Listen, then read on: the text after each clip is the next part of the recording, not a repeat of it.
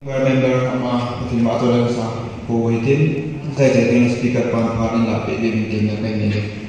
san vai pha sun pha e piwa ma chen pathin thang ba na kai be pathin ba chen ding chi bai kai bo e na ha kong kong